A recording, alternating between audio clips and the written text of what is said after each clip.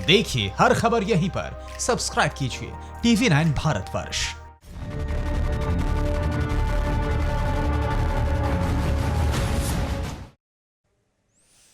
नमस्कार, आपके साथ मैं हूं करुणा शंकर शर्मा।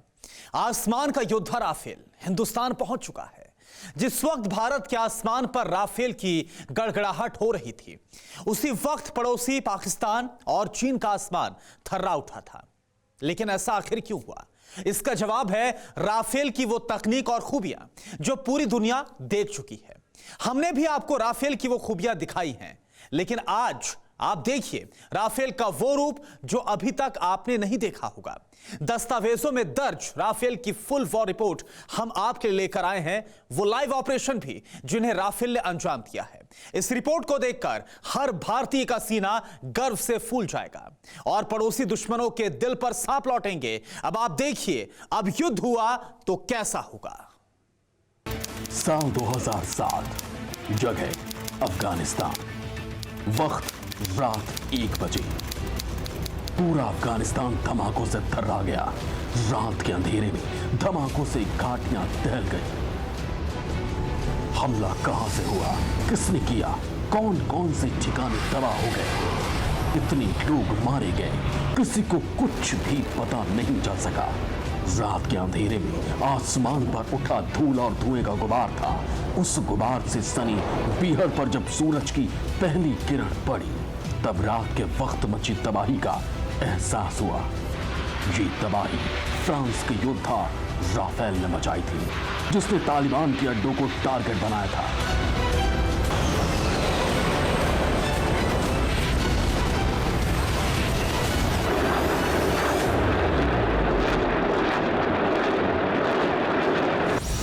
नाइन 11 के बाद अमेरिका ओसामा बिन लादेन को ठिकाने लगाने की कोशिश कर रहा था। तालिबान के ठिकाने तलाश रहा था। तभी मैदान में नाटो की सेना उतरी। फ्रांस भी मिशन लादेन में शामिल हुआ और कामयाबी की पहली कहानी गढ़ी राफेल ने।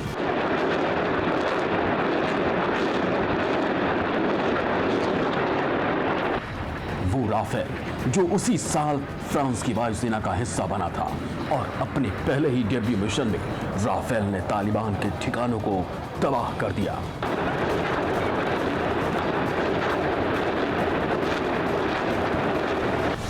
अफगानिस्तान के आसमान पर राफेल उड़ान भर रहा था। अपनी खूबियों के कारण राफेल को रडार नहीं पकड़ सका। ऊंचाई पर उड़ रहे राफेल पर सारे हथियार बेअसर हो गए।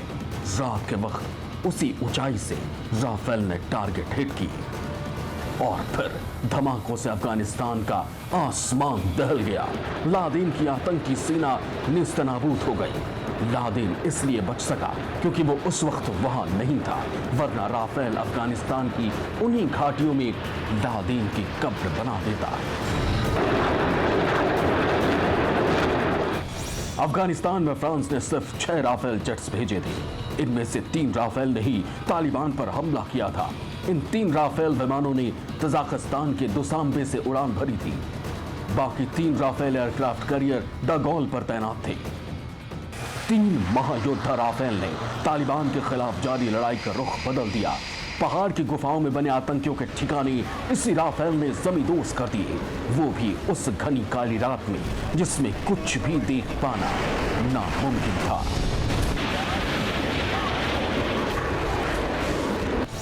अफगानिस्तान में राफेल ने 250 किलो लेजर गाइडेड JBU-12 बम गिराए थे। हैमर मिसाइल से सटीक ठिकानों को तबाह किया था। 30 mm के गन ने आतंकियों के खून की नदियां बहा दी थी। राफेल ने तालिबान के ठिकानों पर जबरदस्त तबाही मचा दी थी। लेकिन अफगानिस्तान में राफेल का धमाका सिर्फ ट्रेलर था। ये दुनिया का अजय योद्धा है, जिसका मुकाबला कर पाना दुनिया के किसी भी विमान के बस में नहीं है।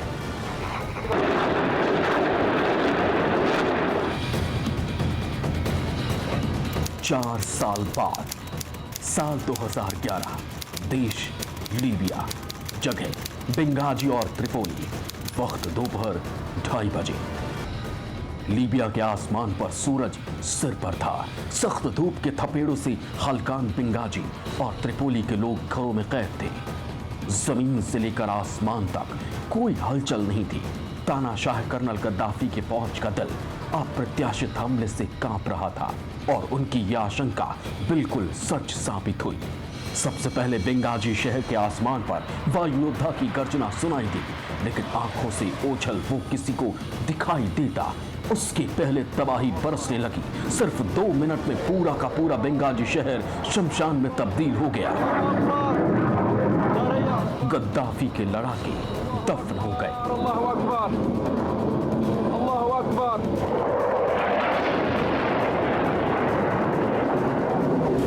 लेकिन राफेल नहीं रुका। बेंगाजी के बाद टारगेट पर त्रिपोली था। देखते ही देखते त्रिपोली का आसमान फ्रांस के योद्धा राफेल से घिर गया, जिसे न रडार पकड़ सका, न ही कोई हथियार उसका मुकाबला कर सके। राफेल ने वही काबिलियत दिखाई जो अफगानिस्तान के आसमान में पूरी दुनिया देख चुकी थी। एक एक ठिकाने पर सटीक हमला हुआ, पूरा लीबिया दहल गया और राफेल वापस लौट गए, जिसके बाद दुनिया ने इस महायोद्धा का लोहा मान लिया। राफेल लीबिया के बेंगाजी और त्रिपोली पर हमला करने वाला पहला लड़ाकू विमान था। लीबिया में राफेल की डीप स्ट्राइक इंटेलिजेंस का टेस्ट सफल हुआ। सर्विलांस और टूही गतिविधियों की एक्यूरेसी का भी टेस्ट हो गया। लीबिया पर हैमर और लेजर गाइडेड मिसाइल का इस्तेमाल हुआ था। स्कैल्प क्रूज मिसाइल से डीप स्ट्राइक का टारगेट भी पूरा हुआ था। लीबिया पर राफेल के इस हमले की सबसे खास बात यह थी कि जो ट्रेलर राफेल ने अफगानिस्तान में दिखाया था, लीबिया में उस सीरीज का पहला एपिसोड टेलीकास्ट हुआ था। एक बार में ही राफेल ने बेंगाजी और त्रिपोली के सैकड़ों टारगेट ध्वस्त किए थे। इनमें टैंक, फाइटर व्हीकल, आयुध भंडार, कमांड सेंटर और एयर डिफेंस सिस्टम तक शामिल थे। राफेल ने साबित कर दिया कि दुनिया में अगर कोई अजय योद्धा है तो वो राफेल है।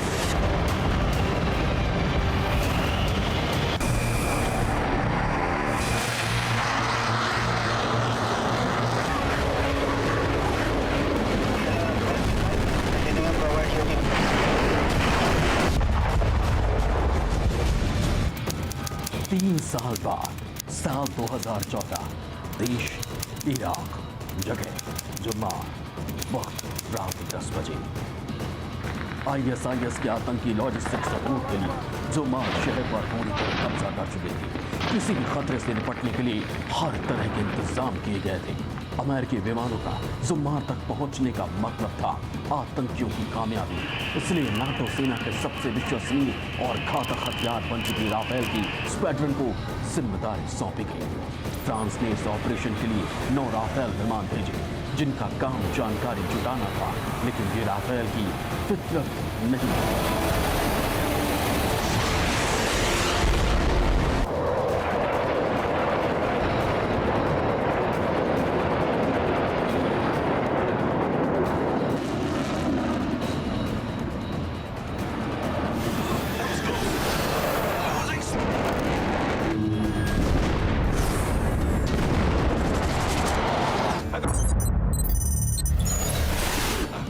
राफेल का मतलब है तूफान। उसके इराक के एयर स्पेस में आते ही बवंडर उठने लगा। ना तो इराक में लगाए गए डिफेंस सिस्टम को राफेल के एयर स्पेस में दाखिल होने की भनक लगी, ना ही ISIS का रडार उस अजय योद्धा को पकड़ सका। राफेल का ऑपरेशन शुरू हुआ और अंजाम ISIS के लिए सबसे घातक साबित हुआ।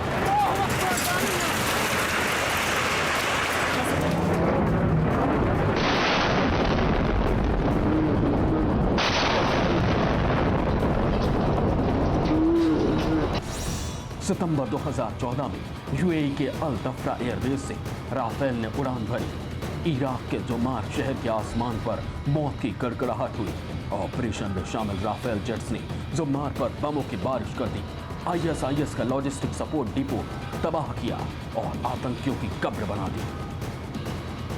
ISIS के आतंकियों के सिर पर मौत नाच रही थी। वो अजय योद्धा आंखों से ओझल था, रडार की पकड़ से बाहर था और आतंकियों के हथियार तो उसे छूने के काबिल ही नहीं थे। फ्रांस के इस महायोद्धा ने कामयाबी की एक नई मिसाल गढ़ी थी, जिसका जवाब अब तक किसी के पास नहीं है।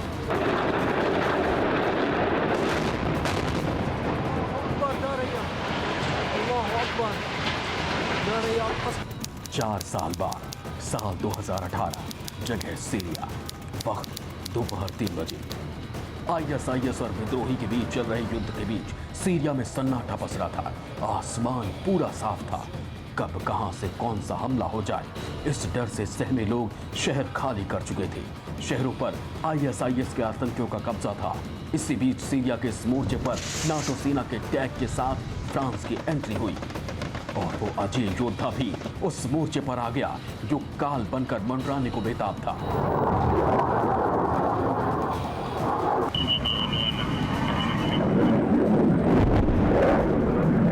अप्रैल महीने की एक दोपहर जब सीरिया में हर तरफ सन्नाटा पसरा था, आईएसआईएस के आतंकियों के दिलों को दहलाने वाली आवाज सुनाई दी। अलर्ट आतंकियों को हमले का आभास हो चुका था, लेकिन हमला होगा कहां से और कैसे होगा, इससे वो अनजान थे। पलक झपकते ही आसमान से फ्रांस के महाबली योद्धा राफेल ने आतंकियों के ठिकाने घेर लिए। स्कैल्प मिसाइल से इस कदर ताबड़तोड़ हमले हुए कि आतंकियों के 100 से ज्यादा ठिकाने जमींदोज हो गए। सीरिया के आसमान में सिर्फ धुएं और धूल के गुबार रह गया। सीरिया में फ्रांस ने सिर्फ 5 राफेल विमान भेजे थे। इन्हीं 5 राफेल ने सीरिया के शहरों में आतंकियों की कब्र बना दी। यही राफेल की खूबी है और यही इस अजय योद्धा की सबसे बड़ी ताकत। सटीक हमला, तेजी और खात्मा। लेकिन राफेल की कामयाबी की कहानी सिर्फ यही खत्म नहीं होती। 2 साल बाद तारीख 13 जुलाई 2020, देश लीबिया, टारगेट तुर्की के ठिकाने। तुर्की ने लीबिया की राजधानी त्रिपोली से 125 किलोमीटर दूर नूकत अल कमस जिले में अल फाटिया एयरबेस पर अपने फाइटर जेट, ड्रोन और मिसाइल सिस्टम को तैनात किया। F-16 तैनात करके तुर्की फ्रांस को चुनौती दे रहा था और फिर वो हुआ जिसकी आशंका थी। फ्रांस के राफेल ने तुर्की के ठिकाने पर हमला किया। Plane, drone, fix wing aircraft सब तबाह कर दिए। तुर्की के ठिकानों पर हुए इस हमले में राफेल का एक और टेस्ट हुआ। ये टेस्ट था उसकी क्षमता का। तुर्की का तैनात किया गया MIM-23 Hawk air defence system Rafale के सामने खिलौना साबित हुआ। राफेल की मिसाइलों ने उस सिस्टम को ही तबाह कर दिया जिसे तुर्की ने राफेल के लिए लगाया था। इसी हमले के तुरंत बाद राफेल ने पश्चिमी अफ्रीकी देश माली में एक ऑपरेशन में हिस्सा लिया जहां दुश्मन के 21 ठिकाने तबाह कर दिए। राफेल ने 9 घंटे 35 मिनट हवा में रहने का रिकॉर्ड भी कायम कर लिया। यही अजय योद्धा राफेल हिंदुस्तान की जमीन पर उतरा है दुश्मनों का काल बनने के लिए। अब पाकिस्तान के सामने खुला चैलेंज है और चीन के सामने अब तक की सबसे बड़ी चुनौती। 2 दुश्मनों के दिल राफेल की आवाज से थर्रा रही है।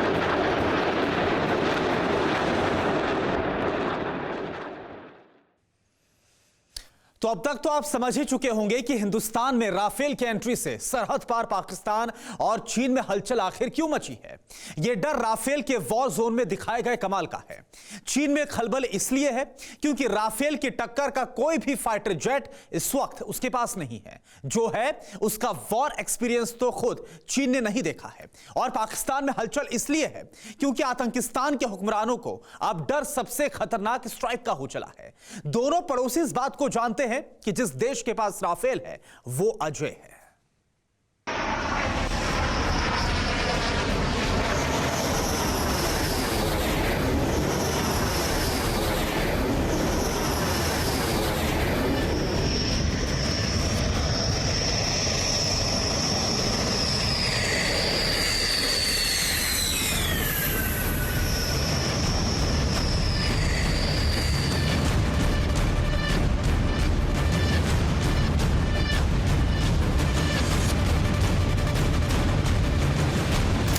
तारीख 29 जुलाई 2020, जगह अंबाला, भारत। वक्त दोपहर 2:50। हिंदुस्तान के इतिहास में दिन, तारीख और वक्त दर्ज हो गए। वो योद्धा जिसने अफगानिस्तान, लीबिया, इराक और सीरिया में अपनी ताकत से दुश्मन को जमींदोज कर दिया, वही आसमान का सिकंदर हिंदुस्तान ने हासिल कर दिया। अंबाला की जमीन पर उतरते ही इस वायुवीर पाकिस्तान और चीन में हड़कंप मचा दिया।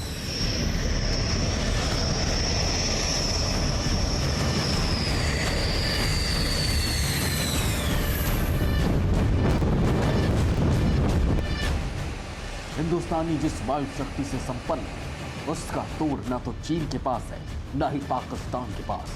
दोनों ही मुल्क राफेल की ताकत को जानते हैं, इसकी ऑपरेशनल ताकत को पहचानते हैं। इसलिए ड्रैगन की खेमे में हलचल है और आतंकिस्तान में खलबली मची हुई है। अब तक आपने फ्रांस के इस महायोद्धा की ऑपरेशनल ताकत देखी, अब पड़ोसियों में मची इस हलचल और खलबली का सबब देखिए। शुरुआत उस पाकिस्तान से जो डर के मारे सहमा हुआ है। पाकिस्तान में घुसकर भारत एयर स्ट्राइक कर चुका है। 2019 में बालाकोट में 12 मिराज 2000 जेट्स दाखिल हुए थे। पाकिस्तान के आतंकी कैंप पर ताबड़तोड़ हमला किया था। सैकड़ों पाकिस्तानी आतंकी इस एयर स्ट्राइक में मारे गए थे। उस वक्त भारत के पास इतना उन्नत फाइटर एयरक्राफ्ट नहीं था। बावजूद इसके भारतीय वायुवीरों ने पाकिस्तान में तबाही मचाई और वापस लौट आए थे। न तो पाकिस्तान के रडार मिराज की उड़ान को पकड़ सके, न ही पाकिस्तानी सरकार से मिले आतंकियों के हथियार काम आए। और अब हिंदुस्तान के पास है वो लड़ाका राफेल, जो रडार को चकमा देकर पूरे पाकिस्तान को नाप सकता है, जो अपने घातक हथियारों से पाकिस्तान के अहम ठिकाने तबाह कर सकता है। इसलिए पाकिस्तान सहम गया है, क्योंकि चुनौती बहुत बड़ी हो गई है।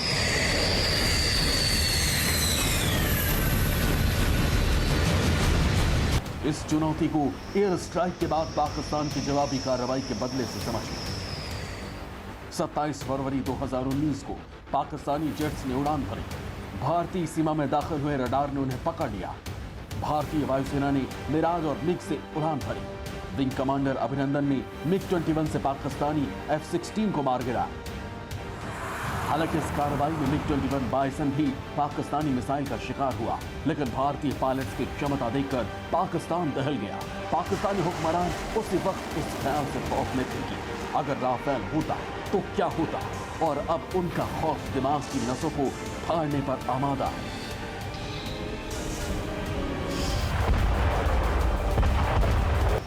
ये डर राफेल का है, जिसके हिंदुस्तान की वायुसेना में दाखिल होने से पहले पाकिस्तान कांपने लगा, क्योंकि अमेरिका से दान में मिले जिन F-16 के दम पर पाकिस्तान उछलता था, उस उछल कूद को मिग-21 बाइसन ने खत्म कर दिया था। और अब वो योद्धा हिंदुस्तान में है, जिसकी ताकत का लोहा दुनिया मान चुकी है। TV9 नेटवर्क 5 भाषाएं, हिंदी, तेलुगु, कन्नड़ा, मराठी और गुजराती। 48 करोड़ इंप्रेशंस। देश का number 1 news network TV9 network.